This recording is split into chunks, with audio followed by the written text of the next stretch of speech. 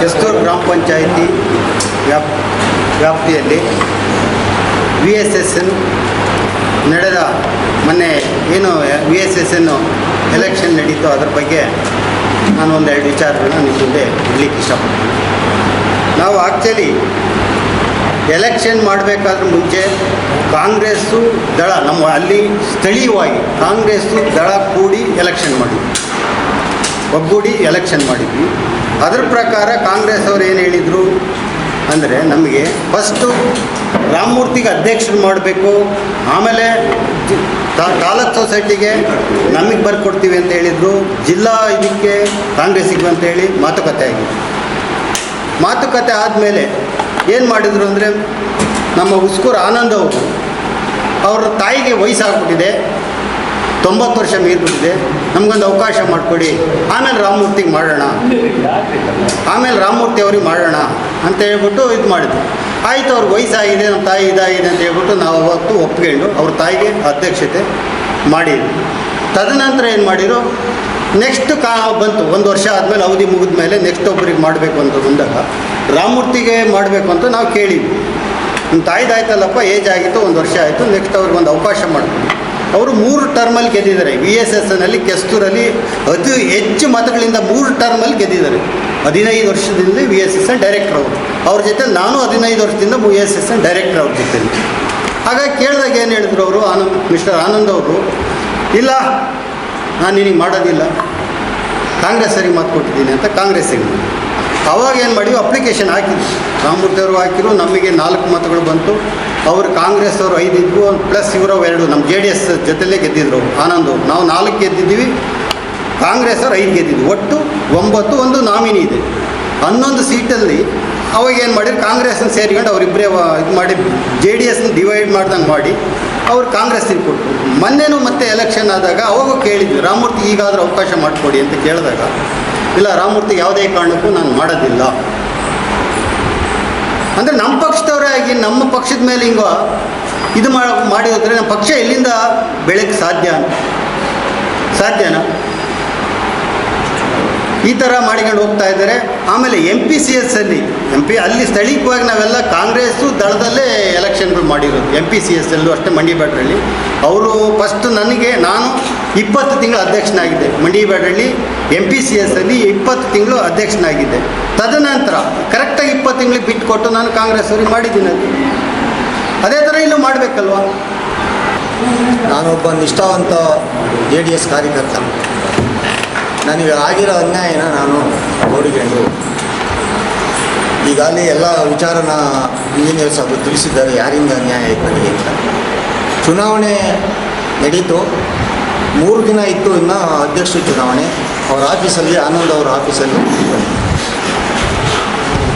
ಕೂತ್ಕೊಂಡಾಗ ಏನು ಹೇಳಿರು, ನಾವು ಮೈತ್ರಿ ಮಾಡಿ ಗೆದ್ಕೊಂಡಿದ್ದೀವಿ. ಕಾಂಗ್ರೆಸ್ನವ್ರು ಏನು ಹೇಳಿರು, 2 ವರ್ಷ JDS ಮಾಡಿ ಹೇಳಿ ಫಸ್ಟು, 3 ವರ್ಷ ನಾವು 5 ಜನ ಗೆದ್ದಿದ್ವಿ, 3 ವರ್ಷ ನೀವು ತಗೊಳ್ಳಿ ಅಂತೇಳಿ ಕಾಂಗ್ರೆಸ್ನವರು, ನಾವು ತಂತೀವಿ, ಇನ್ನು 2 ವರ್ಷ ನೀವು ತಗೊಳ್ಳಿ ಅಂತೇಳಿ ಇವ್ರು ಹೇಳಿದರು, ಯಾರು ಕಾಂಗ್ರೆಸ್ನವರು. ಅವಾಗ ನಾನು ಇದೇ ಆನಂದ್ ಅವರಿಗೆ 2 ಕೈ ಜೋಡಿಸಿ 3ನೇ ಬಾರಿ ಗೆದ್ದಿದ್ದೀನಿ ನಾನು, ದಯವಿಟ್ಟು ನನಗೊಂದು 6 ತಿಂಗಳು ಅವಕಾಶ ಕೊಡಿ, 6 ತಿಂಗಳ ನಂತರ ಇನ್ನು 1.5 ವರ್ಷ ನೀವೇ ಮಾಡಿಕೊಳ್ಳಿ ಅಂತ ಕೈ ಮುಗಿದಿದ್ದು ಕೇಳಿದೆ. ಸುಮಾರು ಜನ ಲೀಡ್ರುಗಳು ಅವತ್ತಿದ್ದರು, ಅವರು ನನ್ನ ಪರವಾಗಿ ಮಾತಾಡಿದರೆ. ಮುಂದೆ ನಾನು ಹೇಳ್ತೀನಿ, ಎಲೆಕ್ಷನ್ ಆಗಿ ಗೆದ್ದಿದ್ದಂಗೆ ನಮ್ಮ ಅಮ್ಮ ಅಧ್ಯಕ್ಷ ಅಂತ ಹೇಳಿದ್ದೀನಿ ನಾನು, ನೀನು ಅಂಕ ಅಂತ ಬಂದಿದ್ದೆ, ಯಥೋತ ರಾಜಕೀಯ ಅಂತ. ನಾನು ಯಾವುದೂ ಸುಳ್ಳು ಹೇಳಲ್ಲ, ನಾನು ಯಾವುದೇ ಒಂದು ವಿಚಾರ ನಾನು ಸುಳ್ಳು ಹೇಳಲ್ಲ. ನನಗೆ ಅನ್ಯಾಯ ಆಗಿರೋದು, ನಾನು ಯಾರಿಂದ ಅನ್ಯಾಯ ಆಗಿದೆ, ಇದು ಏನಾಗಬೇಕು, ಇದು ಯಾಕೆ ಆಗ್ತಾಯಿದೆ ಅಂತೇಳಿ ಮಾಡಬೇಕು.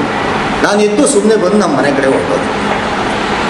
ಆಮೇಲೆ ಅವ್ರು ಚುನಾವಣೆ ಮಾಡಿಕೊಂಡ್ರು, ಯಾರಿಗೂ ವಿರೋಧ ಇಲ್ಲ. ಅವ್ರ ತಾಯಿನ ಕುಂಡ್ರಿಸ್ಕೊಂಡ್ರು ಆದಮೇಲೆ ಒಂದು ವರ್ಷ ಆಯಿತು. ವರ್ಷ ಆದಮೇಲೆ ಏನೋ ಒಂದು ವ್ಯವಹಾರಿಕವಾಗಿ ನಾನು ಅವ್ರ ಮನೆಗೆ ಹೋದೆ. ಅವ್ರ ಮನೆಗೆ ಹೋದಾಗ ನೋಡಿ, ನಮ್ಮಮ್ಮ ರಾಜೀನಾಮೆ ಕೊಡ್ತಾರೆ, ನೀನು ಮಾಡ್ತೀನಿ ಅಂದರು. ತಾಕತ್ತಿರಿ ನಾವು ನೋಡೋಣ ಅಂದರು. ನನಗೆ ತಾಕತ್ತಿಲ್ಲ, ನೀವು ಮಾಡಿದ್ರೆ ನಾನು ಆಗ್ತೀನಿ ಅಂತ ನಾನು ಹೇಳಿದೆ. ಆಯ್ತು, ನೀನು ಮಾಡ್ತೀನಿ, ಹೋಗಿ ನನಗೆ ಸಾಧಿ ಅಂತ ಹೇಳಿ ಒಪ್ಕೊಂಡ್ರು. ಅದೇ ಪ್ರಕಾರ ಬೆಳಗ್ಗೆ ರಾಜೀನಾಮೆ ಕೊಟ್ಟು ತುರ್ತಾಗಿ ನಾನೇ ಆ ರಾಜೀನಾಮೆ ಪತ್ರವನ್ನು ತೊಗೊಂಡು AR ಹತ್ರ DR ಹತ್ರ ನಾನೇ ಎಲ್ಲ ಮಾಡಿಸಿ ನನ್ನ ಮಗನ ಮದುವೆ ಸಾಗಿಸಿದೆ. ಬರೀ 25 ದಿನ ಇರ್ತೀನಿ ನಾವು. ಪತ್ರಿಕೆಗಳು ಬೆಂಗಳೂರಿಗೆ ಹೋಗಿ ತರೋಕ್ಕಾಗಲ್ಲ, ಈ ಚುನಾವಣೆ ಪ್ರೋಸೆಸ್ ಓಡಾಡ್ತಾ ಇದ್ದೀನಿ ಬಿಟ್ಟು ಫಸ್ಟೇ ಪತ್ರಿಕೆ ತಂದು ನಮ್ಮ ಮನೆಯೊಳಗೆ ಜೋಡಿಸ್ಕೊಂಡೆ ನಾನು ಪತ್ರಿಕೆಗಳ್ನ ನಾನು ಜೋಡಿಸ್ಕೊಂಡಿದ್ದೀನಿ. ಎಲ್ಲ ಬಂದವರೆಲ್ಲ ಕೇಳ್ತಾರೆ, ಯಾಕೆ ಇಲ್ಲಿ ಕಂಡಿದ್ದೀರಾ ಪ್ರಿಂಟಿಂಗ್ ಪ್ರೆಸ್ಸಿಗೆ ಕೊಡಿಲ್ಲ ಅಂತ. ಅಧ್ಯಕ್ಷ ಅಂತ ಹಾಕ್ಸು ಅಂತ ಹೇಳಿಯವರೇ ಆನಂದಣ್ಣವರು. ಅದಕ್ಕೋಸ್ಕರ ನಾನು ಪತ್ರಿಕೆಗಳು ನಾನು ಮನೆ ಇಟ್ಕೊಂಡಿದ್ದೀನಿ. ಬಂತು, ಇನ್ನು ಎಲೆಕ್ಷನ್ 4 ದಿವಸ ಆಯಿತು. ಕೆಲವು ಬೇಕಾದ ಲೀಡರ್ಗಳನ್ನೆಲ್ಲ ಟೂರ್ ಕಳಿಸಿರು, ನನ್ನ ಗಮನಕ್ಕೆ ತರಲಿಲ್ಲ. ಬರ್ತಾ ಬರ್ತಾ ಬರ್ತಾ ಬರ್ತಾ ಲಾಸ್ಟಿಗೆ ನಾಳೆ ಎಲೆಕ್ಷನ್ನು ನೆಲಮಂಗಲಕ್ಕೆ ನಾನು ಬಂದರು. ನನ್ನ ಒಬ್ಬಂದೇನೆ ನಾನು ಹೋದೆ. ಮನೆಗೆ ಬಾ ಹೇಳ್ತೀನಿ ಅಂದರು. 11 ಗಂಟೆ ರಾತ್ರಿವರೆಗೂ ಕಾದೆ. ಮನೆಗೆ ಬಾ ಹೇಳ್ತೀನಿ ಅಂದರು. ಮನೆಗೆ ಹೋದೆ. ಬೆಳಿಗ್ಗೆ ಮನೆಗೆ ಹೋದರೆ ನಾನು ಬೆಳಿಬೇಕು ಅಂದರೆ ನೀನು ಸುಮ್ಮನೆ ಇರಬೇಕು. ಅಣ್ಣ ಏನಣ್ಣ ಅಧ್ಯಕ್ಷ, ನಾನು ಮಾಡೋದಕ್ಕೂ ನೀನು ಬೆಳೆಯೋದಕ್ಕೂ ಅಡ್ಡ ಏನೈತೆ? ಏನೇನೋ ಐತೆ. ಅವು ಬೊಮ್ಮುಲ್ ಚುನಾವಣೆ ಬೇರೆ ಒಂದು ಸ್ವಲ್ಪ ಹತ್ರ ಬಂದಿತ್ತು. ಅದೇನೋ ಒಂದು ಸ್ವಲ್ಪ ಜನ ಅನ್ಕೊಂಡವ್ರು, ಏನೋ ಬೊಮ್ಮುಲ್ಗೆ ಕಾಂಗ್ರೆಸ್ ಕಡೆಗೆ ಮುಖ ತೋರಿಸವ್ರೆ. ಅದಕ್ಕೋಸ್ಕರ ಈ ಭಾಗ ಎಲ್ಲ ಕಾಂಗ್ರೆಸ್ ಮಾಡಬೇಕು ಅಂತ ಒಂದು ವದಂತಿ ಐತೆ. ಅದಕ್ಕೋಸ್ಕರ ಆನಂದ್ ಅವ್ರು ಹೇಳ್ತಾರೆ ಅಂತ ಕೆಲವರು ಅವ್ರ ಆಪ್ತರು ನನ್ನ ಹತ್ರ ಹೇಳಿ. ಆಮೇಲೆ ಮನೆಗೆ ಹೋಯ್ತೀನಿ ಬಂದರು. ನಾನು ನೋಡೋಣ ಛತ್ರಪ್ಪ ಅಂದರು. ಅವ್ರು ಚೌಲ್ಟಿಗೆ ಹೋದೆ. ಸೀದಾ ಕಾಂಗ್ರೆಸ್ನವ್ರಿಗೆ ನಾಮಿನೇಷನ್ ಹಾಕ್ತೀನಿ ಅಂತ ಹೇಳಿಬಿಟ್ಟು ಸೀದಾ ನಾನು ಏನು ಹೇಳೋಲ್ಲ. ನನಗೆ ಬೇಜಾರಾಯ್ತು, ನೋವಾಯಿತು. ಇಂಥ ನಿಷ್ಠಾವಂತ ನಾನು 3 ಸಾರಿ ಗೆದ್ದು ನಾನು ಈ ಥರ ಮೋಸ ಮಾಡ್ತಾರೆ ಅಂತ ನನಗೆ ಬೇಜಾರಾಗಿ ನಾನು ನಾಮಿನೇಷನ್ ಹಾಕಿದೆ. BJಪಿಯವರು ನನಗೆ 2 ಓಟ್ ಹಾಕಿರು ಪಾಪ. ನನ್ನ 2 ಓಟ್ ನಮ್ಮ ಇಂಜಿನಿಯರ್ದೊಂದು ನನ್ನದೊಂದು, ಇನ್ನು 2 ಓಟು BJಪಿಯವರು ಹಾಕಿರು. ಇವ್ರು ಹಾಕಲಿಲ್ಲ.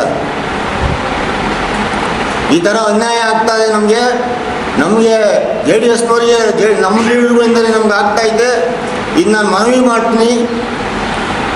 ಮಾಡಿ ಕೇಳಿ ಅಂತ ಇದ್ದೀನಿ. ನಮ್ಮ ಪಕ್ಷದ ಹೈಕಮಾಂಡ್ಗೆ ಮನವಿ ಮಾಡಿ ಕೇಳಿ ಅಂತ ಇದ್ದೀನಿ. ಇದೇನು ನಮ್ಮ ಪಕ್ಷದ ಬಗ್ಗೆ ನಾವು ಕಾರ್ಯಕರ್ತರಿಗೆ ಉಳುಗಾಲ ಇಲ್ಲ. ಇದು ಏನಾದರೂ ಇದಕ್ಕೊಂದು ಉಳುಗಾಲ ಕಾರ್ಯಕರ್ತರು ನಾವು ಉಳಿಬೇಕು ಅಂದರೆ ಏನಾದರೂ ಇದಕ್ಕೊಂದು ಮಾಡಬೇಕು ಅಂತೇಳಿ ತಮ್ಮೆಲ್ಲರೂ ಕೈ ಮುಗಿತೇಳಿ.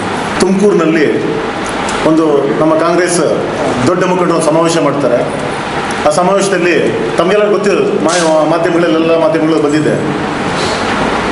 ನಮ್ಮ ರಾಜ್ಯದ ಮುಂದಿನ ಮುಖ್ಯಮಂತ್ರಿಗಳಾದಂಥವ್ರ ಬಾಯಲ್ಲಿ ನಮ್ಮ ಕುಮಾರಣ್ಣನ ಬಗ್ಗೆ ಒಂದೆರಡು ಮಾತುಗಳು ಬರುತ್ತೆ.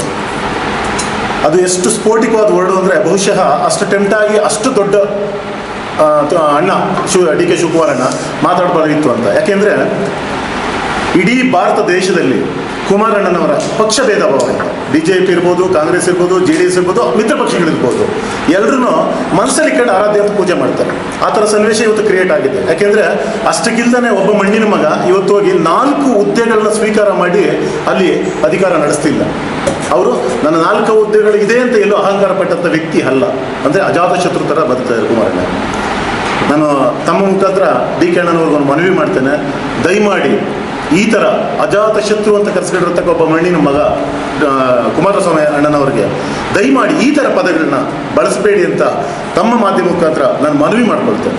ದೊಡ್ಡಬಳ್ಳಾಪುರ ತಾಲೂಕಿನ ನಾಗರಿಕರಿಗೆ ಮತ್ತು ದೊಡ್ಡಬಳ್ಳಾಪುರದ ಪತ್ರಕರ್ತರಿಗೂ ಕೂಡ ಒಂದಷ್ಟು ನಮ್ಮ ಪಕ್ಷದ ವಿಚಾರವಾಗಿ ಗೊಂದಲಗಳು ಕಾಣ್ತಾ ಇರತಕ್ಕಂಥದ್ದು ಕೂಡ ತಮಗೆಲ್ಲರೂ ಕೂಡ ಗೊತ್ತಿದೆ ಅಂತ ಭಾವಿಸ್ತಾರೆ. ಬಹುಶಃ ಈ ಗೊಂದಲಗಳಿಗೆ ಸುಮಾರು ಕಾರಣ ಏನಿರ್ಬೋದು ಅಂತ ತಮಗೆಲ್ಲರೂ ಕೂಡ ತಿಳಿದಿದೆ. ಕರ್ನಾಟಕ ರಾಜ್ಯ ಪ್ರದೇಶ ಜನತಾದಳ ಜಾತ್ಯತೀತ ಪಕ್ಷದ ರಾಜ್ಯಾಧ್ಯಕ್ಷರು, ಕೇಂದ್ರ ಸಚಿವರು ಆದಂಥ ಮಾನ್ಯ HD ಕುಮಾರಸ್ವಾಮಿ ಅವರು ಮುಂದಿನ ದಿನಗಳಲ್ಲಿ ನಾವು ರಾಜ್ಯದಲ್ಲಿ ಪಕ್ಷವನ್ನು ಸಕ್ರಿಯವಾಗಿ ಕಟ್ಟಬೇಕು, ಪಕ್ಷವನ್ನು ಪುನಶ್ಚೇತನಗೊಳಿಸಬೇಕು, ಮುಂದಿನ ದಿನಗಳಲ್ಲಿ ಕರ್ನಾಟಕ ರಾಜ್ಯದಲ್ಲಿ ಅಧಿಕಾರಕ್ಕೆ ಬರಲಿಕ್ಕೆ ನಾವು ಒಂದಷ್ಟು ಪ್ರಮುಖವಾಗಿರ್ತಕ್ಕಂಥ ತೀರ್ಮಾನಗಳನ್ನು ತೆಗೆದುಕೊಳ್ಳಬೇಕು ಅಂತ ನಿಟ್ಟಿನಲ್ಲಿ ತಮಗೆಲ್ಲರೂ ಕೂಡ ಗೊತ್ತಿದೆ. ಈ ಒಂದು ರಾಜ್ಯದ 31 ಜಿಲ್ಲೆಗಳ ಜಿಲ್ಲಾಧ್ಯಕ್ಷರುಗಳನ್ನು, 224 ವಿಧಾನಸಭಾ ಕ್ಷೇತ್ರದ ಎಲ್ಲ ಪಕ್ಷದ ಘಟಕದ ಅಧ್ಯಕ್ಷರುಗಳನ್ನು ಮತ್ತು ಎಲ್ಲ ರಾಜ್ಯದ ಏನು ಪ್ರಮುಖ ಹುದ್ದೆಗಳಿದ್ವು ಪಕ್ಷದಿಂದ ಅವೆಲ್ಲವನ್ನು ಕೂಡ ವಿಸರ್ಜನೆ ಮಾಡಿದ್ದು ತಮಗೆಲ್ಲರೂ ಕೂಡ ಗೊತ್ತಿದೆ ಅಂತ ಭಾವಿಸ್ತೇನೆ. ವಿಸರ್ಜನೆ ಮಾಡಿದ ನಂತರ ಸಾಮಾನ್ಯವಾಗಿ ಆ ಒಂದು ಪ್ರಮುಖ ಹುದ್ದೆಗಳಿಗೆ, ಜಿಲ್ಲಾಧ್ಯಕ್ಷರಿಗೆ, ತಾಲೂಕು ಅಧ್ಯಕ್ಷರ ಹುದ್ದೆಗಳಿಗೆ ಪಕ್ಷವನ್ನು ಸಂಘಟನೆ ಮಾಡ್ತಕ್ಕಂಥ ಕಾರ್ಯಕರ್ತರನ್ನ, ಮುಖಂಡರನ್ನ ಗುರುತಿಸಿ ಹೊಸ ಜವಾಬ್ದಾರಿಯನ್ನು ಕೊಟ್ಟಿದ್ದು ಕೂಡ ತಮಗೆಲ್ಲರೂ ಕೂಡ ಗೊತ್ತಿದೆ ಅಂತ ಭಾವಿಸ್ತೇನೆ. ಈ ಒಂದು ಬದಲಾವಣೆ ಬರೀ ಬೆಂಗಳೂರು ಗ್ರಾಮಾಂತರ ಜಿಲ್ಲೆಗಾಗಲಿ ಅಥವಾ ದೊಡ್ಡಬಳ್ಳಾಪುರ ವಿಧಾನಸಭಾ ಕ್ಷೇತ್ರಕ್ಕಾಗಲಿ ಸೀಮಿತವಾಗಿದ್ದದಲ್ಲ. ಬಹುಶಃ ಇದು ರಾಜ್ಯಾದ್ಯಂತ ಆದಂತಹ ಒಂದು ಬದಲಾವಣೆ. ಇದಾದ ನಂತರ ಕೆಲವು ನಮ್ಮ ಪಕ್ಷದ ಮುಖಂಡರುಗಳು ದೊಡ್ಡಬಳ್ಳಾಪುರ ವಿಧಾನಸಭಾ ಕ್ಷೇತ್ರದಲ್ಲಿ ಯಾರೂ ಅಲ್ಲ, ಇವರ ಹೆಸರು ಕೂಡ ಹೇಳೋದು ಬೇಡ, ತಮಗೆಲ್ಲರೂ ಕೂಡ ಗೊತ್ತಿದೆ. ಬಹುಶಃ ನಾವೆಲ್ಲರೂ ಕೂಡ ಪಕ್ಷಕ್ಕಿಂತ ದೊಡ್ಡವರು ಯಾರೂ ಇಲ್ಲ ಅಂತ ನಾನು ಭಾವಿಸ್ತೇನೆ. ಪಕ್ಷ ಏನು ತೀರ್ಮಾನ ಮಾಡ್ತದೆ ಆ ತೀರ್ಮಾನಕ್ಕೆ ನಾವೆಲ್ಲರೂ ಕೂಡ ಬದ್ಧತೆಯನ್ನು ತೋರಿಸಬೇಕಾಗಿರ್ತಕ್ಕಂಥದ್ದು ನಮ್ಮೆಲ್ಲರ ಆದ್ಯ ಕರ್ತವ್ಯ. ಪಕ್ಷಕ್ಕೆ ಏನು ನಿಷ್ಠರಾಗಿರ್ತೀವಿ ಅಂತ ಹೇಳ್ತಕ್ಕಂಥವರ ಆದ್ಯ ಕರ್ತವ್ಯ ಅಂತ ಹೇಳಲಿಕ್ಕೆ ಬಯಸ್ತೇವೆ. ಬಹುಶಃ ನಿಮಗೆಲ್ಲರೂ ಕೂಡ ಗೊತ್ತಿದೆ, ನಾವ್ಯಾರೂ ಕೂಡ ಶಾಶ್ವತವಾಗಿ ಏನು ಪಕ್ಷದ ಹೊಸ ಪದಾಧಿಕಾರಿಗಳಾದಂಥವರು ಇಲ್ಲೇ 16 ವರ್ಷಗಳ ಕಾಲ ಅದೇ ಹುದ್ದೆಯಲ್ಲಿ ಇದ್ದು ಪಕ್ಷವನ್ನು ಜಡತ್ವಕ್ಕೆ ತಳ್ಳಿ ಪಕ್ಷದ ಅಸ್ತಿತ್ವವನ್ನು ಇವತ್ತು ಕಾಣದಂತೆ ಮಾಡ್ತಕ್ಕಂಥದ್ದು ಯಾರಿಗೂ ಕೂಡ ಇಷ್ಟ ಇಲ್ಲ. ಏನೇ ಒಂದು ಜವಾಬ್ದಾರಿಯನ್ನು ಕೊಟ್ಟಾಗ ಆ ಜವಾಬ್ದಾರಿಯನ್ನು ಹೊತ್ತಂಥ ವ್ಯಕ್ತಿ ಯಾವತ್ತೂ ಕೂಡ ಪ್ರಮುಖ ಅನಿಸೋದಿಲ್ಲ. ನಮಗೆಲ್ಲರೂ ಕೂಡ ಗೊತ್ತಿದೆ. ಏನು ಪಕ್ಷ ಜವಾಬ್ದಾರಿಯನ್ನು ಕೊಟ್ಟಿದೆ ಆ ಸ್ಥಾನ ಇದೆಯಲ್ಲ, ಆ ಸ್ಥಾನಕ್ಕೆ ನಾವೆಲ್ಲರೂ ಕೂಡ ಬದ್ಧತೆಯನ್ನು ತೋರಿಸಬೇಕು. ಏನು ಪಕ್ಷ ತಗೊಂಡಿರ್ತಕ್ಕಂಥ ತೀರ್ಮಾನಕ್ಕೆ ನಾವೆಲ್ಲರೂ ಕೂಡ ಬದ್ಧರಾಗಿರಬೇಕಾಗ್ತದೆ. ಬಹುಶಃ ತಾವೆಲ್ಲರೂ ಕೂಡ ಗೊತ್ತಿದೆ, ಇತ್ತೀಚಿನ ದಿನಗಳಲ್ಲಿ ಪಕ್ಷದ ಸಿದ್ಧಾಂತಗಳನ್ನು ತಿಳಿದೇ ಇರತಕ್ಕಂಥ ಕೆಲವು ಮುಖಂಡರುಗಳು ಪಕ್ಷದ ತೀರ್ಮಾನಗಳ ವಿರುದ್ಧವಾಗಿ ಮಾತನಾಡ್ತಕ್ಕಂಥದ್ದು ಇದು ನಮ್ಮ ಪಕ್ಷಕ್ಕೆ ಶೋಭೆ ತರ್ತಕ್ಕಂಥದ್ದಲ್ಲ. ಬಹುಶಃ ಇವತ್ತು ಎಲ್ಲದಕ್ಕೂ ಪ್ರಮುಖ ಕಾರಣ ನಿಮಗೆಲ್ಲರೂ ಕೂಡ ಗೊತ್ತಿದೆ. ಮಾಜಿ ಸ್ಪೀಕರ್ ಆಗಿರ್ತಕ್ಕಂಥ JK ಕೃಷ್ಣಾರೆಡ್ಡಿ ಅವರು ನಮ್ಮ ಪಕ್ಷದ ರಾಜ್ಯ ಸಮನ್ವಯ ಸಮಿತಿಯ ಅಧ್ಯಕ್ಷರನ್ನಾಗಿ ಮಾಡಿ ಬಹುಶಃ ಅವರು ತಗೊಳ್ತಕ್ಕಂಥ ತೀರ್ಮಾನಕ್ಕೆ ಕುಮಾರಸ್ವಾಮಿ ಅವರು ಕೂಡ, ದೇವೇಗೌಡರು ಕೂಡ ಬದ್ಧತೆಯನ್ನು ತೋರಿಸಿರ್ತಕ್ಕಂಥದ್ದು ನಮಗೆಲ್ಲರೂ ಕೂಡ ತಿಳಿದಿದೆ. JK ಕೃಷ್ಣಾರೆಡ್ಡಿ ಅವರಿಗೆ ಪದಾಧಿಕಾರಿಗಳನ್ನು ಬದಲಾವಣೆ ಮಾಡ್ತಕ್ಕಂಥ ಸಂಪೂರ್ಣ ಅಧಿಕಾರವನ್ನು ಕೊಟ್ಟ ನಂತರ JK ಕೃಷ್ಣಾರೆಡ್ಡಿ ಅವರು ಖುದ್ದಾಗಿ 2 ಬಾರಿ ನಮ್ಮ ದೊಡ್ಡಬಳ್ಳಾಪುರ ವಿಧಾನಸಭಾ ಕ್ಷೇತ್ರದಲ್ಲಿ ಬಂದು 2 ಸಭೆಗಳನ್ನು ಮಾಡಿ ಕಾರ್ಯಕರ್ತರ ಮುಖಂಡರುಗಳ ಅಭಿಪ್ರಾಯವನ್ನು ಪಡೆದು ತದನಂತರ ಅವರು ತೀರ್ಮಾನ ಮಾಡಿದ್ದು ಕೂಡ ನಮಗೆಲ್ಲರಿಗೂ ಕೂಡ ಗೊತ್ತಿದೆ. ಅದಾದ ನಂತರ ಕೋರ್ ಕಮಿಟಿ ಅಧ್ಯಕ್ಷ ಇವತ್ತು ನಮ್ಮ ರಾಜ್ಯದಲ್ಲಿ ಸುಪ್ರೀಂ, ನಮ್ಮ ಪಕ್ಷಕ್ಕೆ. ಅಂತಹ ವಿಚಾರದಲ್ಲಿ ಜಿಲ್ಲಾಧ್ಯಕ್ಷರನ್ನ ಏಕವಚನದಲ್ಲಿ ಮಾತನಾಡ್ತಕ್ಕಂಥದ್ದು, ಕೋರ್ ಕಮಿಟಿ ಅಧ್ಯಕ್ಷ ಆದಂಥ JK ಕೃಷ್ಣಾರೆಡ್ಡಿ ಅವರನ್ನ ಏಕವಚನದಲ್ಲಿ ಮಾತನಾಡ್ತಕ್ಕಂಥದ್ದು, ಇದು ಎಲ್ಲವನ್ನೂ ಕೂಡ ಪಕ್ಷದ ಹೈಕಮಾಂಡ್ ಗಮನಿಸ್ತಾ ಇದೆ. ಪಕ್ಷದ ಹೈಕಮಾಂಡ್ ಗಮನಿಸ್ತಾ ಇದ್ದಂಥ ಸಂದರ್ಭದಲ್ಲಿ ಈ ಒಂದು ಪತ್ರಿಕಾಗೋಷ್ಠಿ ಕರೆದಿರ್ತಕ್ಕಂಥ ಉದ್ದೇಶ ನಮ್ಮ ಕಾರ್ಯಕರ್ತರಲ್ಲಿ ಗೊಂದಲ ಆಗಬಾರ್ದು. ಮುಂದಿನ ದಿನಗಳಲ್ಲಿ ನಮ್ಮ ಕಾರ್ಯಕರ್ತರು ಏನಪ್ಪ JDS ಅಲ್ಲೊಂದಷ್ಟು ಅಸಮಾಧಾನದ ಬಗ್ಗೆ, ಅಲ್ಲೊಂದು ಸಣ್ಣ ಗುಂಪು, ಇಲ್ಲೊಂದು ಗುಂಪು, ಈ ಥರದ ವ್ಯತಿರಿಕ್ತ ಪರಿಣಾಮಗಳು ಪಕ್ಷದ ಮೇಲೆ ಬೀರಬಾರ್ದು ಅನ್ನೋ ಏಕೈಕ ಉದ್ದೇಶದಿಂದ ಇವತ್ತು ಪತ್ರಿಕಾಗೋಷ್ಠಿಯನ್ನು ಕರೆದಿರ್ತಕ್ಕಂಥದ್ದು. ಬಹುಶಃ ನಿಮಗೆಲ್ಲರಿಗೂ ಕೂಡ ಗೊತ್ತಿದೆ. ಬಹುಶಃ ಇವತ್ತು ಕೋರ್ ಕಮಿಟಿ ಅಧ್ಯಕ್ಷರನ್ನ ಏಕವಚನದಲ್ಲಿ ಮಾತನಾಡಿದ್ರೆ, ಜಿಲ್ಲಾಧ್ಯಕ್ಷರನ್ನ ಏಕವಚನದಲ್ಲಿ ಮಾತಾಡಿದ್ರೆ, ತಾಲೂಕು ಅಧ್ಯಕ್ಷರನ್ನ ಏಕವಚನದಲ್ಲಿ ಮಾತನಾಡಿದ್ರೆ ಅದು ಬರೀ ವ್ಯಕ್ತಿಗಳಿಗೆ ಮಾಡಿದಂಥ ನಿಂದನೆ ಅಲ್ಲ, ಇಡೀ ಪಕ್ಷವನ್ನೇ ಇವತ್ತು ನಿಂದನೆ ಮಾಡಿ ಪಕ್ಷದ ಸೈದ್ಧಾಂತಿಕ ನಿಲುವುಗಳು ಮತ್ತು ತಗೊಂಡಿರ್ತಕ್ಕಂಥ ತೀರ್ಮಾನಗಳಿಗೆ ವಿರುದ್ಧವಾಗಿ ನಡ್ಕೊಂಡ್ರೆ ಇಲ್ಲಿರ್ತಕ್ಕಂಥ ಪಕ್ಷದ ಪ್ರಮುಖರಲ್ಲಿ ನಾನು ಕೂಡ ಮನವಿಯನ್ನು ಮಾಡ್ತೇನೆ. ಇದೆಲ್ಲವನ್ನೂ ಕೂಡ ತಾವು ಪಕ್ಷದ ವರಿಷ್ಠರಿಗೆ ಗಮನಕ್ಕೆ ತರಬೇಕು, ಅದರ ಮೇಲೆ ಸೂಕ್ತವಾಗಿರ್ತಕ್ಕಂಥ ಕ್ರಮವನ್ನು ವಹಿಸಬೇಕು. ಮುಂದಿನ ದಿನಗಳಲ್ಲಿ ನಮ್ಮ ಪಕ್ಷದ ಯಾವ ಕಾರ್ಯಕರ್ತ ಬಂಧುಗಳಿಗೂ ಕೂಡ ಗೊಂದಲ ಸೃಷ್ಟಿ ಆಗಬಾರ್ದು. ಯಾಕಂದರೆ ಹೈಕಮಾಂಡು ಒಂದು ಸ್ಪಷ್ಟವಾಗಿರ್ತಕ್ಕಂಥ ತೀರ್ಮಾನಕ್ಕೆ ಬರಬೇಕಾಗ್ತದೆ. ಇಲ್ಲಾಂತಂದರೆ ಮುಂದಿನ ದಿನಗಳಲ್ಲಿ ಪಕ್ಷ ಕಟ್ಟಲಿಕ್ಕೆ ಕಷ್ಟ ಆಗ್ಬೋದು ಅನ್ನೋ ಕೂಡ ಉದಾಹರಣೆಯನ್ನು ಕೂಡ ಹೇಳ್ತೇನೆ. ನಾವು ಕೂಡ ಪಕ್ಷದ ವಿರುದ್ಧವಾಗಿ ಮಾತನಾಡಿದಂಥ ಸಂದರ್ಭದಲ್ಲಿ ನನ್ನನ್ನು ಸೇರಿಗೆ ಹೇಳ್ತೀನಿ, ಶಿಸ್ತು ಕ್ರಮವನ್ನು ತಗೊಳ್ಳದೇ ಇದ್ದರೆ ತಾವು ಪಕ್ಷ ಅಷ್ಟೊಂದು ಬೆಳವಣಿಗೆ ಕಾಣಲಿಕ್ಕೆ ಸಾಧ್ಯ ಇಲ್ಲ, ಚುನಾವಣೆಗಳನ್ನು ಎದುರಿಸಲಿಕ್ಕೆ ಸಾಧ್ಯ ಇಲ್ಲ. ಯಾರೇ ಆಗಲಿ, ಎಷ್ಟು ದೊಡ್ಡ ವ್ಯಕ್ತಿನೇ ಆಗಲಿ, ಪಕ್ಷದ ವಿರುದ್ಧ ಮಾತನಾಡಿದಂಥ ವ್ಯಕ್ತಿಯ ವಿರುದ್ಧವಾಗಿ ಸೂಕ್ತ ಕ್ರಮ ತಗೊಳ್ಬೇಕು ಅಂತ ಪಕ್ಷದ ವರಿಷ್ಠರಲ್ಲಿ ಮತ್ತು ಪಕ್ಷದ ಪ್ರಮುಖರಲ್ಲಿ ನಾನು ಮನವಿಯನ್ನು ಮಾಡ್ತೇನೆ. ದೊಡ್ಡಬಳ್ಳಾಪುರ ತಾಲೂಕಿನ ಕಸ್ಬಾ ಹೋಬಳಿಯ JDSನ ಬಹಳ ಗಟ್ಟಿ ಭದ್ರಕೋಟೆಯಾಗಿರುವ ಕೆಸ್ತೂರು ಪಂಚಾಯಿತಿಯ ವ್ಯವಸಾಯ ಉತ್ಪಾದಕರ ಸಹಾಯಕ ಸಂಘದ ಚುನಾವಣೆಯ ನಿನ್ನೆ ನಡೆದಂಥ ಚುನಾವಣೆ ಅಂಗವಾಗಿ ಅದರಿಂದ ನೊಂದು ಸತತ 3 ಚುನಾವಣೆಗಳಲ್ಲಿ ಜನಗಳ ಆಶೀರ್ವಾದದಿಂದ ಅತ್ಯಂತ ಅಧಿಕ ಬಹುಮತದಿಂದ ಗೆದ್ದಿರ್ತಕ್ಕಂಥ ನಮ್ಮ ರಾಮಮೂರ್ತಿ ಅಣ್ಣನವ್ರಿಗೆ ಕಳೆದ ಬಾರಿಯೂ ಸಹ ಅನ್ಯಾಯ ಆಗಿತ್ತು. ಈ ಬಾರಿ ಚುನಾವಣೆ ಪ್ರಕ್ರಿಯೆಯಲ್ಲಿ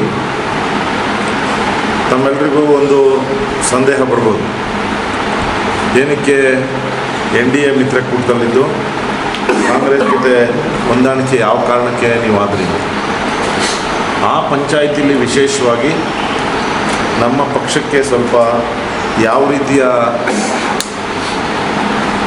ಲೋಕಸಭಾ ಚುನಾವಣೆ ನಂತರ ಯಾವ ರೀತಿಯ ಮುಜುಗರ ಆಯಿತು, ಆ ಸಾಂದರ್ಭಿಕವಾಗಿ ಆದಂತಹ ಸನ್ನಿವೇಶದಿಂದ ಈ VSSN ಚುನಾವಣೆಯ ಒಂದು ನಮ್ಮ JDS ಪಕ್ಷ ಅಲ್ಲಿ 2 ಭಾಗವಾಯಿತು. ಕೆಲವು ಆಂತರಿಕ ಬೇಗುದಿಂದ ಆ ಮುಂದುವರೆದ ಭಾಗವಾಗಿ ಮುಂದಿನ VSSN ಚುನಾವಣೆಯಲ್ಲೂ ಸಹ ಕೆಲವರು BJPಯೊಂದಿಗೆ, ಕೆಲವರು ಕಾಂಗ್ರೆಸ್ನೊಂದಿಗೆ ಮಾಡ್ಕೊಂಡು ಇದು ಸರ್ವೇ ಸಹಜ. ಯಾಕಂದರೆ ನಾನು ಇತ್ತೀಚೆಗೆ ಪತ್ರಿಕೆಗಳಲ್ಲಿ ನೋಡಿದೆ ಮತ್ತು ಕೆಲವೊಂದು ಚುನಾವಣೆ ಫಲಿತಾಂಶನ ನೋಡಿದೆ. ಈ ಗುಣಸಂದ್ರ ಅನ್ನೋ ಹಾಲು ಉತ್ಪಾದಕರ ಸಂಘದಲ್ಲಿ JDS ಪಕ್ಷ ಒಂದೇ ಕಾಂಗ್ರೆಸ್ ಮತ್ತು BJP ಎರಡನ್ನೂ ಬೇರಿಸಿ ಚುನಾವಣೆಯಲ್ಲಿ ಬಹುಮತದಿಂದ JDS ಗೆದ್ದಿದೆ. ಯಾಕಂದರೆ ನಮಗೆ ಪಕ್ಷದಿಂದ ಆದೇಶ ಇರೋದು ಲೋಕಸಭಾ ಚುನಾವಣೆಯಲ್ಲಿ ನೀವು NDA ಮಿತ್ರಕೂಟದಲ್ಲಿ ಸಹಕಾರ ಮಾಡಿ ಲೋಕಸಭಾ ಚುನಾವಣೆಗೆ ನೀವು ಪಕ್ಷಕ್ಕೆ ನಿಷ್ಠವಾಗಿ ದುಡಿಬೇಕು ಅಂತ. ಎಲ್ಲೆಲ್ಲಿ BJP ಅಭ್ಯರ್ಥಿಗಳಿರ್ತಾರೆ, ಎಲ್ಲೆಲ್ಲಿ JDS ಇರ್ತಾರೆ, ಅದು ಒಂದು ಆದೇಶ ಇಲ್ಲಿನವರೆಗೂ ಈ ದಿನದವರೆಗೂ ಇದೆ. ಅದಕ್ಕೂ ಮೀರಿ ಕೆಲವು ಬಾರಿ ನಮ್ಮ ಪಕ್ಷದಿಂದನೂ ಸಹ ಸ್ಥಳೀಯ ಸಂಸ್ಥೆಗಳಲ್ಲಿ ಕೆಲವೊಂದು ಬಾರಿ ಹೊಂದಾಣಿಕೆ ಮಾಡ್ಕೊಂಡು ಹೋಗಿ ಅಲ್ಲಿ ನಮ್ಮ ಪಕ್ಷಕ್ಕೆ ಎಲ್ಲ ಥರದ ಶಕ್ತಿ ಇದ್ದರೆ ನೀವು ಅಲ್ಲಿ ಯಾವ ರೀತಿ ಹೊಂದಾಣಿಕೆ ಮಾಡ್ಕೊಂಡು ಸ್ಥಳೀಯ ಮುಖಂಡರುಗಳ ತೀರ್ಮಾನದಂತೆ ನೀವು ಮುಂದುವರಿಬೇಕು ಅಂತ ಆದೇಶನೂ ಇದೆ. ಎಲ್ಲಿನೂ ಸಹ ಕ್ಲಿಯರ್ ಮ್ಯಾಂಡೇಟು ನೀವೆಲ್ಲ ಚುನಾವಣೆಗಳು ಸಹ BJP ಜೊತೆ ಹೋಗಬೇಕು ಅಂತ ಈ ಕ್ಷಣದವರೆಗೂ ನಮಗೆಲ್ಲೂ ಹೈಕಮಾಂಡ್ನಿಂದ ಆದೇಶ ಇಲ್ಲಿನವರೆಗೂ ಇಲ್ಲ. ಸಾಂದರ್ಭಿಕವಾಗಿ ವಿಶ್ವಾಸವಿದ್ದ ಕಡೆ ನಾವು BJPಯವರು ಕೆಲವೊಂದು ಚುನಾವಣೆಗಳಲ್ಲಿ ಭಾಗವಹಿಸಿದ್ದೀವಿ.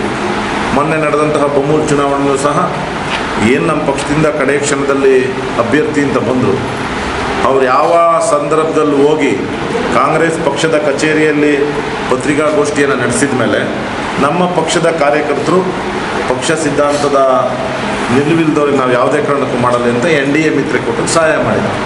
ಅದೇ ಬೆಂಗಳೂರು ಉತ್ತರ ತಾಲೂಕಿನಲ್ಲಿ ನಮ್ಮ ಪಕ್ಷದಿಂದ ನೆಲಕುಂಟೆ ಸತೀಶ್ ಅವರು ಪಕ್ಷದ ವತಿಯಿಂದ ಬೊಮ್ಮೂರು ಚುನಾವಣೆಯಲ್ಲಿ ನಿಂತಿದ್ರು. ಅಲ್ಲಿ BJP ಕ್ಯಾಂಡಿಡೇಟ್ ಇದ್ರೂ ಸಹ ನಾವು JDS ಪಕ್ಷಕ್ಕೆ ಕಡಿಮೆ ಓಟ್ ಬಿದ್ದಿರ್ಬೋದು, ಆದರೂ ಸಹ ನಾವು JDS ಪಕ್ಷಕ್ಕೆ ನಮ್ಮ ಲಕ್ಷ್ಮೀಪತಿಯವರ ಆದಿಯಾಗಿ ನಾವು JDS ಪಕ್ಕಲ್ಲೇ ನಾವು ಯಾರೂ BJPಗೆ ಮಾಡಲಿಲ್ಲ.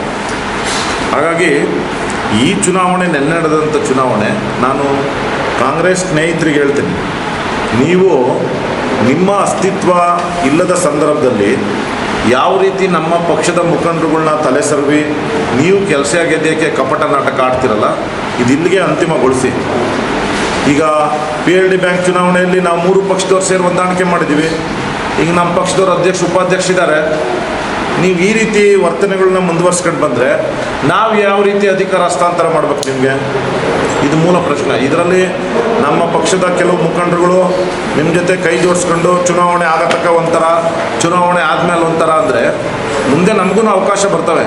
ಇದು ನಿಂತ ನೀರಲ್ಲ, ಇದು ರಾಜಕೀಯ ಹರಿಯುವ ನೀರು. ಕಾಲಚಕ್ರ ಇದ್ದಂಗೆ, ಚಕ್ರ ಯಾವ ರೀತಿ ತಿರುಗುತ್ತೆ ಅಧಿಕಾರಗಳು ಅದೇ ಥರ ಹಸ್ತಾಂತರ ಆಗ್ತವೆ, ಅವಕಾಶಗಳು ಅದೇ ಥರ ಬರ್ತವೆ.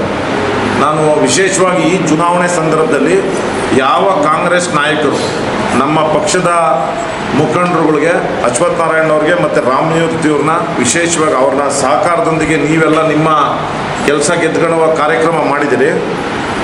ಈ ಕಾರ್ಯಕ್ರಮ ಗೆದ್ದ ನಂತರ ಅದೇ ವಿಶ್ವಾಸನ ನಮ್ಮ ಪಕ್ಷದವ್ರಿಗೆ ಆಯಿತು. 2.5 ವರ್ಷ ಕಾಂಗ್ರೆಸ್ಸು, 2.5 ವರ್ಷ ಬಿ ಜೆ ಪಿಗೆ ಅಂತ ಮಾಡಾದ್ಮೇಲೆ 2.5 ವರ್ಷದಲ್ಲಿ ನಮ್ಮ ಪಕ್ಷದ ಆಂತರಿಕ ವಿಚಾರ ನೀವು ನಮ್ಮ ಪಕ್ಷದವ್ರನ್ನೇ ಬೇರ್ಪಡಿಸ್ಬಿಟ್ಟು ಈ ಥರ ಮಾಡಿದರೆ ನಾವು ಮುಂದಿನ ದಿನಗಳಲ್ಲಿ ಯಾವುದೇ ರೀತಿಯ ಸ್ಥಳೀಯ ಸಂಸ್ಥೆ ಚುನಾವಣೆಗಳಲ್ಲಿ ಯಾವುದೇ ರೀತಿಯ ಸಹಕಾರ ಈ ಕ್ಷಣದಿಂದ ಕಾಂಗ್ರೆಸ್ ಪಕ್ಷದೊಂದಿಗೆ ಇರೋದಿಲ್ಲ.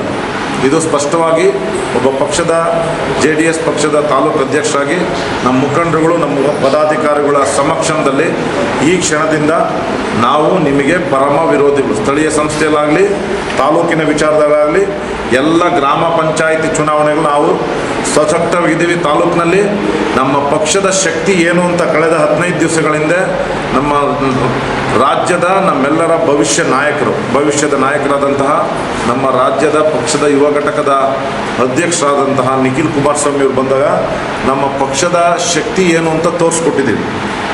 ನೀವು ಆ ಥರದ್ದು ಒಂದು ಸಾರ್ವಜನಿಕ ಸಭೆ ಕಳೆದ 20-25 ವರ್ಷಗಳಿಂದ ಮಾಡಿದ್ದೀರಾ? ನಾವು 20-25 ವರ್ಷದಿಂದ ನಮ್ಮ ಕಾರ್ಯಕರ್ತರು ಯಾವ ಥರ ಸತ್ರೂ ಸಹ 60,000 70,000 ಓಟ್ ಹಾಕಿದ್ರು ಸಹ ಮನೇಲಿ ಗೌರವವಾಗಿದ್ದೀವಿ. ನಿಮ್ಮ ಥರ ಅಡ್ಡದಾರಿ ಹಿಡಿದ್ಬಿಟ್ಟು ಅವ್ರ ಮನೆ ಹೊಡೆದ್ಬಿಟ್ಟು ಇವ್ರ ಮನೆ ಹೊಡೆದ್ಬಿಟ್ಟು ನಿಮ್ಮ ಬೇಳೆ ಬೇಯಿಸ್ಕೊಳ್ಳೋ ಕೆಲಸ ಮಾಡಿಲ್ಲ ನಾವು. ಅದೇ VSSN ಸೊಸೈಟಿಯಿಂದ ಇವ್ರಿಗೆ ಏನು ಆಶ್ವಾಸನೆ ಕೊಟ್ಟಿದ್ದೀರಿ ನೀವು? ಅಶ್ವತ್ಥನಾರಾಯಣ ಅವ್ರಿಗೆ ತಾಲೈ ಸೊಸೈಟಿಗೆ ನಾಮಿನೇಟ್ ಮಾಡ್ತೀವಿ ಅಂತ ಕೊಡಿ. ಯಾಕೆ ನಡೆದಿಲ್ಲ? ತೂಪ್ಗೆರೆ ಹೋಬಳಿಯವ್ರನ್ನ ಇಬ್ಬರನ್ನ ಕರ್ಕೊಂಬಿಟ್ರು ನಮ್ಮ JDS ಅವ್ರನ್ನ. ಅವ್ರನ್ನೇನು ಮಾಡಿದ್ರಿ ನೀವು TAPMC ಚುನಾವಣೆಯಲ್ಲಿ? ಇವೆಲ್ಲ ಶೋಭೆ ತರೋದಲ್ಲ. ನಮಗೂ ಅವಕಾಶ ಇದೆ. ಈಗ ನಾನು ಓಪನ್ ಆಗಿ ಹೇಳ್ತಾ ಇದ್ದೀನಿ, PNB ಬ್ಯಾಂಕ್ ಚುನಾವಣೆ ಇದೆ. ಏನೇನು ಮಾತುಕತೆ ಆಗಿತ್ತು 3 ಪಕ್ಷದ ಮುಖಂಡರ ಸಮಕ್ಷಮದಲ್ಲಿ ನಡೆದಿದೆ. ನಾವು ಇದೆಲ್ಲ ನೋಡ್ಬಿಟ್ಟು ಕಣ್ಣು ಮುಚ್ಕೊಂಡಿರ್ಬೇಕಾ? ನೀವೇ ಹೇಳಿ ಇದರಲ್ಲಿ ನಮ್ಮ ಪಕ್ಷದ ಇವರಿಬ್ಬರದ್ದು ಏನಾನ ತಪ್ಪಿದೆಯಾ? ಅಥವಾ ಇವರಿಬ್ಬರು ನಿಮ್ಮ ಪಕ್ಷದ ಅಭ್ಯರ್ಥಿಗಳಿಗೆ ಶಕ್ತಿ ತುಂಬಿಲ್ವಾ? ಅವತ್ತಿನ ಪರಿಸ್ಥಿತಿಗೆ ಅನುಗುಣವಾಗಿ ನಿಮ್ಮ ಶಕ್ತಿ ಇಲ್ದಿದ್ದಕ್ಕೆ ನಮ್ಮ ಜೊತೆ ಬಂದಿದ್ದೀರಾ. ನಾವೇನು ನಿಮ್ಮ ಜೊತೆ ಬರಬೇಕು ಅಂತ ಏನಿರಲಿಲ್ಲ. ಅವತ್ತು ಸಹ ಚುನಾವಣೆ ಪ್ರಕ್ರಿಯೆಯಲ್ಲಿ ನಾವು ಯಾರು ಈ ಪಕ್ಷದ ಮುಖಂಡರುಗಳು ಯಾರೂ ಸಹ ಭಾಗಿಯಾಗಿಲ್ಲ. ಯಾಕಂದರೆ ಅಲ್ಲಿ ಸ್ಥಳೀಯ ಸಂಸ್ಥೆಯವರು ಏನು ಹೇಳಿದ್ರು, ನಾವೇನೋ ಮಾಡ್ಕೊತೆ. ಅಲ್ಲಿ ಪಾಪ ನಮ್ಮ ರಂಗನಾಥ್ ಅವ್ರ ತಾಯಿ ಕೇವಲ ಮತದಿಂದ ಸೋತರು. ನೋವಿದೆ ನಮಗೆ. ಇರೋರನ್ನ 4 ಜನ ನೋಡಿದ್ಬಿಟ್ಟು ಇಬ್ಬರನ್ನ ಇಟ್ಕೊಂಡ್ಬಿಟ್ಟು ಸರ್ಕಾರ ಇದೆ ಅಂತ ಹೇಳಿ ಕಳೆದ 3 ದಿವಸದವರೆಗೂ ಏನು ಆಶ್ವಾಸನೆ ಕೊಟ್ಟಿದ್ರಿ ಇವ್ರಿಗೆ, ರಾಮಮೂರ್ತಿ ಅವ್ರಿಗೆ? ನಿಮ್ಮ ಆತ್ಮಸಾಕ್ಷಿಗೆ ನೀವು ಪ್ರಶ್ನೆ ಹಾಕೊಳ್ಳಿ. ದಯವಿಟ್ಟು ಈ ರೀತಿ ಮುಂದುವರೆದು ನಮ್ಮ ಕಾರ್ಯಕರ್ತರನ್ನ ನಂಬಿಸ್ಬಿಟ್ಟು ಕತ್ಕುಯ್ಯೋ ಕೆಲಸ ಮಾಡಬೇಡಿ. ಇನ್ಮೇಲೆ ನಾನು ಕಳಕಳಿಯಾಗಿ ಕೇಳ್ಕೊಳ್ತಾ ಇದ್ದೀನಿ. ಇವಾಗ ಯಾರು ಕರ್ಕೊಂಡೋಗೋರು ಅನ್ನೋದು ಹೇಳಲಿಲ್ಲ. ಸೆಕೆಂಡ್ ಪಾಯಿಂಟ್, ನಿಮ್ಮ ದಳದವರೇ ಕಾಂಗ್ರೆಸ್ನ ಜೊತೆಗೆ ಹೋಗ್ತಾವ್ರಲ್ಲ ಸರ್. ಇದರಲ್ಲಿ ನಮ್ಮ ದಳದವರು ಕಾಂಗ್ರೆಸ್ ಜೊತೆ ಹೋಗೋದಕ್ಕಿಂತ ಯಾವ ರೀತಿ ಬದ್ಧತೆಯಿಂದ ಕಾಂಗ್ರೆಸ್ನ ಪ್ರಮುಖರಾದಂತಹ ಚುಂಚೇಗೌಡರು ಮತ್ತು ಇತ್ತೀಚೆಗೆ ಸರ್ಕಾರಿ ಕೆಲಸದಿಂದ ನಿವೃತ್ತರಾಗಿ ಇನ್ನೊಬ್ಬರು ಪ್ರಭಾವಿ ಇವರು ಅಂತ ಎಲ್ಲ ಬಿಂಬಿಸ್ಕೊಂತಾರಲ್ಲ, ಮಿಸ್ಟರ್ ಕೆಂಪೇಗೌಡರು, ಅವರು ಯಾವ ರೀತಿ ಇವರಿಬ್ಬರನ್ನ ಮಾತುಕತೆ ಮಾಡಿ ತಲೆ ನೀವು ಬಿಟ್ಟು ಅಧಿಕಾರ ಕೊಡ್ತೀವಿ ಅಂತ ಮಾತಾಡಿದ್ರೆ ಹೆಸರು ಹೇಳ್ತಾ ಇದ್ದೀನಿ. ಈಗ ನಮಗೇನು ಹಂಚಿಕೆ ಏನಿಲ್ಲ ಹೆಸರು, ನಾವು ಯಾರ್ದು ಮುಲಾಜಲ್ಲಿಲ್ಲ. ನಮ್ಮ ಪಕ್ಷ ಸ್ವತಂತ್ರವಾಗಿ BJP ಮತ್ತು ಕಾಂಗ್ರೆಸ್ಸು ಅವ್ರಿಗೆ ಏನು ಶಕ್ತಿ ತುಂಬ ನಮ್ಮ ಪಕ್ಷನ ಉಪಯೋಗಿಸ್ಕೊಂಡಿದೆ. ನಮ್ಮ ಪಕ್ಷಕ್ಕೂ ಸಹ ಶಕ್ತಿ ಇರೋದಕ್ಕೆ ಅವರು ನಮ್ಮ ಹತ್ರ ಬಂದಿದೆ. ಈಗ ನಗರಸಭೆಯಲ್ಲಿ ನಾವು BJPಗೆ ಸಹಕಾರ ಕೊಟ್ಟಿದ್ದೀವಿ. ಮಾತಂತೆ ನಡ್ಕೊತಾ ಇದ್ದಾರೆ. ಈಗ ರಾಮಮೂರ್ತನವ್ರು ಹೇಳಿದ್ದೇನು ಅಂತಂದ್ರೆ, ನಮ್ಮ ದಳದವರೇ ನನಗೆ ಅನ್ಯಾಯ ಮಾಡಿದ್ದಾರೆ ಅಂತೇಳಿ. ಕಾಂಗ್ರೆಸ್ನವ್ರೇನು ಅನ್ಯಾಯ ಮಾಡಿಲ್ಲ, ದಳದವರೇ ಅನ್ಯಾಯ ಮಾಡಿದ್ದಾರೆ. ಆ ಅನ್ಯಾಯ ಮಾಡಿದ ಮುಖಂಡರ ಸರ್ ನಮ್ಮ ದಳದವ್ರು ಕೇಳೋಣ ಇಲ್ಲಿ. ನಮ್ಮ ದಳದವ್ರು ಇಬ್ಬರಿದ್ದಾರೆ, ಒಪ್ಕೊಳ್ತೀನಿ. ಅಲ್ಲಲ್ಲ, ಇವಾಗ ಅವರಿಬ್ಬರನ್ನ ಡಿವೈಡ್ ಮಾಡಿದ್ದಾರೆ. ನೀವು 5 ಜನ ಇದ್ದೀರಲ್ಲಪ್ಪ ಕಾಂಗ್ರೆಸ್ನವರು, ಸರ್ಕಾರದ ಒಬ್ಬ ಅಧಿಕಾರಿ ಸೇರಿ 6 ಜನ ಆಗ್ತಿರಲ್ಲ. ಇವರಿಬ್ಬರನ್ನ ಸಹಕಾರ ತೊಗೊಂಡಿಲ್ವ ನೀವು? ಅವರಿಬ್ಬರನ್ನ ಯಾಕೆ ಸಪ್ರೇಟ್, ಇವರಿಬ್ಬರನ್ನ ಯಾಕೆ ಸಪ್ರೇಟ್ ಮಾಡ್ತೀರಾ? ಗೆದ್ದೆಯವರೆಗೂ 4 ಜನ ಬೇಕಿತ್ತು. ಗೆದ್ದಾದ್ಮೇಲೆ ಬರೀ ಆನಂದ್ ಅವ್ರು ಮಾತ್ರ ಬೇಕು ಅಂದರೆ ಅಶ್ವತ್ಥನಾರಾಯಣ ಮತ್ತು ರಾಮಮೂರ್ತಿವ್ರಿಗೇನು ಶಕ್ತಿ ಇಲ್ಲ ಅಂತ ಅರ್ಥ? ನಿಮ್ಮ ಕಾಂಗ್ರೆಸ್ 5 ಜನ ಗೆದ್ದಿದ್ದೀರಲ್ಲ, ಅವ್ರಿಗೆ ನೀವು ಹೇಳಬೇಕಿತ್ತು ಬುದ್ಧಿವಾದ. ಅವತ್ತು ಅವ್ರಿಗೂ ಸಹ ಮಾತು ಕೊಟ್ಟಿದ್ದೀವಿ, ಅವ್ರಿಗೂ ಅಧಿಕಾರ ಕೊಡಬೇಕಾಗುತ್ತೆ, ಅವ್ರ ತಾಯಿನೂ ಆಗಿದ್ದಾರೆ ಅಂತ ನೀವು ಹೇಳ್ಬೇಕು ನಮ್ಮವ್ರಿಗೆ. ನಿಮ್ಗೆ ಆ ಶಕ್ತಿ ಇಲ್ವಾ? ಇವ್ರ ಹತ್ರ ಉಪಯೋಗಿಸ್ಕೊಂಡು ಚುನಾವಣೆ ಗೆದ್ದಿಯ ತಕ್ಕ ಹೂನಾರ ಹಾಕಿಸ್ಕೊಂಡ ತಕ್ಕ ಚೆನ್ನಾಗಿದ್ದು, ಮನೆಗೆ ಬಂದು ಪುಷ್ಪ ಮಾಲಿಕೆ ಹಾಕಿಸ್ಕೊಂಡ ತಕ್ಕ ಚೆನ್ನಾಗಿದ್ದು, ಇವಾಗ ಇವರಿಬ್ಬರದು ಸಾಹಸ ಬೇಡವ ನಿಮಗೆ? ನಮ್ಮ ಪಾರ್ಟಿಯವ್ರನ್ನ ಇಬ್ಬರು ಇಟ್ಕೊಂಡು ಆಟ ಆಡಿಸ್ಕೊಂಡು ಸರ್, ಈಗ ಉಸ್ಕೂರ್ ಆನಂದ್ ಅವರು ಪಕ್ಷ ವಿರೋಧಿ ಚಟುವಟಿಕೆ ಮಾಡ್ತಿದ್ದಾರೆ ಅಂತ ಹೇಳ್ತಿದ್ದೀರಾ. ಅವ್ರ ವಿರುದ್ಧ ಕ್ರಮ ಮುಂದಾಗ್ತೀರಾ? ಹೈಕೋರ್ಟ್ ಗಮನಕ್ಕೆ ತರ್ತೀರಾ ಸರ್? ಸರ್, ಈಗ ಈ ವಿಚಾರವಾಗಿ ಇದು ನಮ್ಮೊಬ್ಬರದೇ ಅಂತಿಮ ತೀರ್ಮಾನ ಇರೋದಿಲ್ಲ. ಏನು ಕೃಷ್ಣಾರೆಡ್ಡಿಯವರು ನಮ್ಮ ತಾಲೂಕಿಗೆ ಪಕ್ಷದ ಸ್ಥಿತಿಗತಿ ತಿಳ್ಕೊಳ್ಳುವ ವಿಚಾರವಾಗಿ ಕಳೆದ 4 ತಿಂಗಳ ಹಿಂದೆ ಬಂದಿದ್ದರು. ಅವರು ಬಂದು ಮತ್ತು ಪಕ್ಷದ ಕಚೇರಿಗಳಲ್ಲಿ 3-4 ಸಭೆಗಳನ್ನ ಮಾಡಿದರು.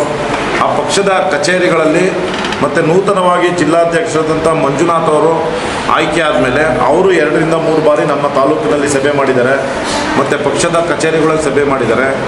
ಎಲ್ಲ ಬೆಳವಣಿಗೆ ಕುರಿತು ನಮ್ಮ ತಾಲೂಕಿನ ಪದಾಧಿಕಾರಿಗಳನ್ನ ಆಯ್ಕೆ ಮಾಡಿದ ನಂತರ ಯಾವ ರೀತಿ ನಮ್ಮ ಪಕ್ಷದ ಕೋರ್ ಕಮಿಟಿ ಅಧ್ಯಕ್ಷನ, ಪಕ್ಷದ ಜಿಲ್ಲಾಧ್ಯಕ್ಷರ, ನನ್ನ ಆದಿಯಾಗಿ ಯಾವ್ಯಾವ ರೀತಿ ಅವರು ಮಾತಾಡಿ ಏಕವಚನದಲ್ಲೆಲ್ಲ ಮಾತಾಡಿ ಏನಿದೆ ಎಲ್ಲ ಸವಿಸ್ತಾರವಾಗಿ ಹೈಕಮಾಂಡ್ ಗಮನಕ್ಕೆ ಆಲ್ರೆಡಿ ಇದೆ.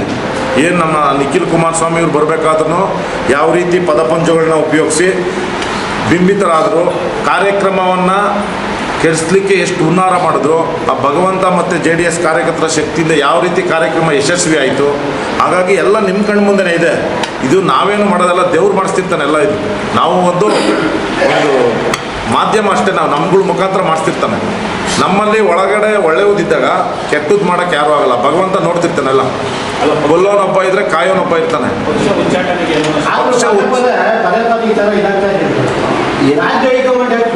ಸರ್, ಈಗ ಇದನ್ನೆಲ್ಲ ವಿಚಾರವಾಗಿ ನಮ್ಮ ಜಿಲ್ಲಾಧ್ಯಕ್ಷರು ಗಮನಕ್ಕೆ ತಂದಿದ್ದೀವಿ ನಾವು ಆಲ್ರೆಡಿ.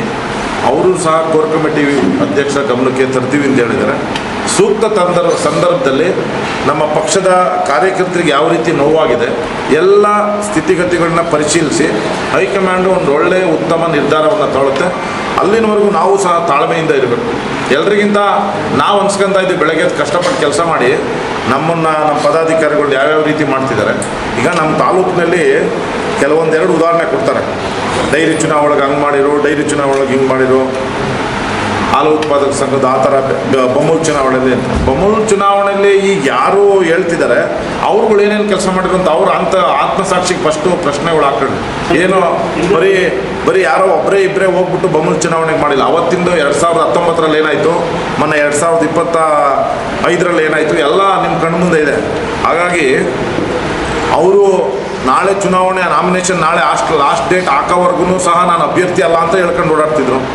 ಕಾರ್ಯಕರ್ತರು ಎಲ್ಲಿರ್ತಾರೆ? ಡೈರಿಯಿಂದ ಗೆದ್ದವ್ರು ಎಲ್ಲಿರ್ತಾರೆ? 89 ಜನ ನಮ್ಮ ಡೈರಿ ಅಧ್ಯಕ್ಷರುಗಳನ್ನ ಯಾರನ್ನ ಒಬ್ಬರು ಹೋಗಿ ನಮ್ಮ ಪಕ್ಷದ ಪದಾಧಿಕಾರಿಗಳು, ತಾಲೂಕು ಅಧ್ಯಕ್ಷರು, ಜಿಲ್ಲಾಧ್ಯಕ್ಷರು ಒಂದು ದಿವಸ ವಿಶ್ವಾಸಕ್ಕೆ ಹೋಗಿ ಮಾತಾಡ್ಸ್ಕೊಂಬಂದಿದ್ದಾರೆ. ನಮ್ಮ ತಾಲೂಕಲ್ಲಿ ಮುಂದಿದ್ದವರು ಚುನಾವಣೆ ಅನೌನ್ಸ್ ಆದಮೇಲೆ ನಾಳೆ ಲಾಸ್ಟ್ ಡೇಟ್ ಇರೋವರೆಗೂ ಸುಮ್ಮನೆ ಇದ್ಬಿಟ್ಟು ಆಮೇಲೆ ನಮಗೆ ಮಾಡಿಲ್ಲ ಅಂತ ಹೇಳಿದ್ರೆ ಓಲಿ ನಮ್ಮ ಪಕ್ಷದ ಹೈಕಮಾಂಡ್ ಗಮನಕ್ಕೆ ತಂದಿದ್ದಾರಾ? ಯಾವುದೂ ಇಲ್ಲ. ಇವೆಲ್ಲ ಮುಂದಿನ ದಿನಗಳಲ್ಲಿ ದಯವಿಟ್ಟು ಪಕ್ಷದ ವಿಚಾರ ಮತ್ತು ಪಕ್ಷದ ಒಂದು ಬೆಳವಣಿಗೆಗೆ ದಯವಿಟ್ಟು ಎಲ್ಲರ ಸಹಕಾರ ಬೇಕು ಅಂತ ಕೇಳ್ತಾ, ಮುಂದಿನ ದಿನಗಳಲ್ಲಾದರೂ ಪಕ್ಷದ ಒಳಿತಿಗಾಗಿ ದಯವಿಟ್ಟು ಈ ಥರ ಬೇಜವಾಬ್ದಾರಿ ಥರದ ಹೇಳಿಕೆಗಳನ್ನ ಪದಾಧಿಕಾರಿಗಳ ಬಗ್ಗೆ, ನಮ್ಮ ಕೋರ್ ಕಮಿಟಿ ಅಧ್ಯಕ್ಷರ ಬಗ್ಗೆ ದಯವಿಟ್ಟು ಮಾತಾಡಬೇಡಿ ಅಂತ ನಿಮ್ಮ ಮಾಧ್ಯಮಗಳ ಮುಖಾಂತರ ಅವ್ರಿಗೆ ಕೈ ಮುಗಿದು ಕೇಳ್ಕೊಳ್ತೇನೆ. ನಾಮಪತ್ರ ಸಲ್ಲಿಸ್ಬಿಟ್ಟು ಯಾಕೆ ವಾಪಸ್ ತಗೊಂಡ್ರು? ಇಲ್ಲ, ನಮ್ಮ JDS ಪಕ್ಷದ ಇಬ್ಬರು ಡೈರೆಕ್ಟ್ರಲ್ಲಿ ನಾವು ಮಾತಾಡಿದ್ರೆ ನಾವು ಅವರು ನಮಗೆ ಸಹಕಾರ ಕೊಡ್ತಾರೆ ಅಂತ ಅಂದ್ಕೊಂಡಿದ್ವಿ. ಅವಿಲ್ಲ, ನಾವು ಕೊಡೋಕ್ಕಾಗಲ್ಲ, ನಾನು ಕಾಂಗ್ರೆಸ್ಸಿಗೆಲ್ಲ ಆಲ್ರೆಡಿ ಮಾತಾಡಿದ್ದೀನಿ, ನಾನು ಅವರಿಗೆ ಕೊಡ್ತೀನಿ ಅಂತ ಹೇಳಿದ್ರಿಂದ ನಾವು ಇನ್ನು ಇದು ಯಾಕೆ 4 ಓಟ್ ಇಟ್ಕೊಂಡು ಸೋಲೋದು ಬೇಡ ಅಂತ ಅವ್ರಿಗೆ ಹೇಳ್ಬಿಟ್ಟು ವಾಪಸ್ ತಗೊಂಡು ಅವಮಾನ ಆಗೋದು ಬೇಡ. ಹರೀಶ್ ಗೌಡ ಕೂಡ ಚುನಾವಣೆಯಲ್ಲಿ ಸಂಪರ್ಕ ಮಾಡಿದ್ರು ಸರ್. ನಾವು ಈಗ ಯಾಕೆ ಸಂಪರ್ಕ ಮಾಡಿದ್ವಿ ಅಂದರೆ, ಅವರು 5 ಜನ ಮುಖಂಡರುಗಳು ಚುನಾವಣೆ ನಡೆಸೋ ಸಂದರ್ಭದಲ್ಲಿ ಇವ್ರನ್ನ ಅಧ್ಯಕ್ಷರು ನನ್ನ ಹತ್ರನೇ ಮಾತಾಡಿದ್ರು. ಆ ಒಂದು ಮನವಿ ಕೇಳಲಿಲ್ಲ ಅಂತಾರಲ್ಲ, ಒಂದು ಫಾರ್ಮಾಲಿಟಿಗೆ ನಾವು ಅವ್ರ ಹತ್ರ ಮಾತಾಡಿದ್ದು ನಿಜ. ನಾನೇನು ಮಾತಾಡಿಲ್ಲ ಅಂತ ಹೇಳಿ ಮಾತು ಕೊಟ್ಟಂಗೆ PLD ಬ್ಯಾಂಕಲ್ಲಿ 3 ಪಕ್ಷದವ್ರು ಕೂತ್ಕೊಂಡು ಮಾತಾಡಿದ್ದೀವಿ. ಹಂಗಂತ ಏನು ಕಾಂಗ್ರೆಸ್, BJP, JDS ಸೇರ್ಬಿಟ್ಟು ಚುನಾವಣೆ ಮಾಡೋಕ್ಕಾಗ್ತದೆ? ಮುಂದಿನ ಚುನಾವಣೆ ಸಾಂದರ್ಭಿಕವಾಗಿ ಸನ್ನಿವೇಶಗಳು ಬಂದಾಗ ಮಾತಾಡಿರ್ತೀವಿ. ನಾನು 2 ದಿವಸ ನಮ್ಮ ಆನಂದಣ್ಣವ್ರಿಗೂ ಮಾತಾಡಿದೆ. ನಾನು ಉಸ್ಕೂರು ಆನಂದಣ್ಣವ್ರಿಗೂ ಮೊನ್ನೆ ರಾತ್ರಿ ನಮ್ಮೆಲ್ಲ ಮುಖಂಡರ ಸಮಕ್ಷಮದಲ್ಲೇ ಈ ವಿಚಾರವಾಗಿ ಮಾತಾಡೋಕ್ಕೆ ಸಿಗ್ಬೇಕಣ್ಣ ಅಂತ ಹೇಳಿದ್ಕೆ ಆಯಿತು ಸಿಗ್ತೀನಿ, ಲೇಟ್ ಆಗುತ್ತೆ ಅಂದರು. ಆಮೇಲೆ ನನ್ನ ಫೋನ್ ಸ್ವೀಕರಿಸ್ತಿಲ್ಲ ಅವರು. ನಾವು ಪಕ್ಷದ ಪರವಾಗಿ ಕೆಲಸ ಮಾಡೋಕ್ಕೆ ಅವ್ರಿಗೂ ಸಹ ಮಾತಾಡೋದು. ಅವ್ರ ಮನೆಯವರೇ ನಾವು ಹಾಕಲ್ಲ ಆಯಿತು. ನೀವು ಹೇಳೋದು ನಾವು ಚುನಾವಣೆ ಕಣದಲ್ಲಿ ಇರಬೇಕಿತ್ತು ಆ ಥರ ಹೇಳ್ತಿರಲ್ಲ. ಈಗ ಕಣದಲ್ಲಿ ಇದ್ದಿದ್ರು, ಕಣದಲ್ಲಿ ಅಪ್ಲಿಕೇಶನ್ ಹಾಕಿದ್ರು ನಾವು ಸಹಕಾರ ಮಾಡೋದಿಲ್ಲದಾಗ ಅವ್ರು ತೊಗೊಂಡಿದ್ದಾರೆ. ಅವರು ವೈಯಕ್ತಿಕ ನಿರ್ಧಾರ ಅದು, ಅದರಲ್ಲಿ ನಾವು ಪ್ರಶ್ನೆ ಮಾಡೋಕ್ಕಾಗಲ್ಲ.